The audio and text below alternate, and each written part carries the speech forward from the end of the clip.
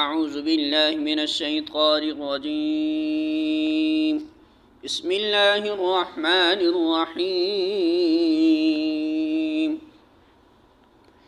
كل الطعام كان حلا لبني إسرائيل إلا ما حرم إسرائيل على نفسه من قبل أن تنزل التوراة قل فأتوا بالتوراة فاتلوها إن كنتم صادقين۔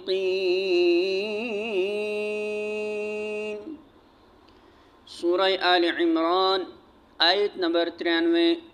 ترجمہ: کھانے کی یہ ساری چیزیں جو شریعت محمدی میں حلال ہیں بنی اسرائیل کے لیے بھی حلال تھی، البتہ بعض چیزیں ایسی تھیں جنہیں تورات کے نازل کیے جانے سے پہلے اسرائیل نے خود اپنے اوپر حرام کر لیا تھا۔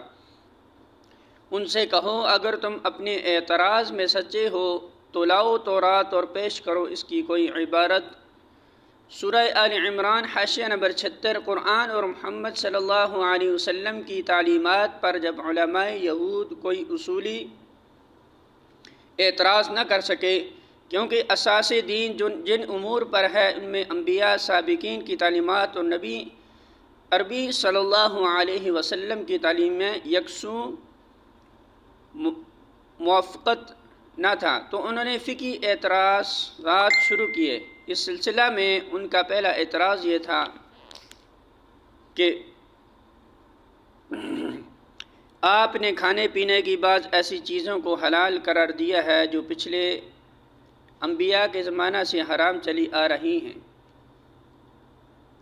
اسی اعتراض کا یہاں جواب دیا جا رہا ہے۔ سورہ آل عمران حاشیہ نمبر 77۔ اسرائیل سے مراد اگر بنی اسرائیل لیے جائیں تو مطلب یہ ہوگا کہ نزول تورات سے قبل بعض چیزیں بنی اسرائیل نے محض رسماً حرام قرار دے لی تھیں، اور اگر اس سے مراد حضرت یعقوب علیہ السلام لیے جائیں تو اس کا مطلب یہ ہوگا کہ آن جناب نے بعض چیزوں سے طبی کراہت کی بنا پر یا کسی مرض کی بنا پر احترازاً فرمایا تھا، اور ان کی اولاد نے بعد میں انہیں ممنوع سمجھ لیا۔ یہی مؤخر الذکر روایات زیادہ مشہور ہے، اور بعد والی آیت سے یہ بات صاف طور پر ظاہر ہوتی ہے کہ اونٹ اور خرگوش وغیرہ کی حرمت کا جو حکم بائبل میں لکھا ہے وہ اصل تورات کا حکم نہیں ہے، بلکہ یہودی علماء نے بعد میں اسے داخل کتاب کر دیا۔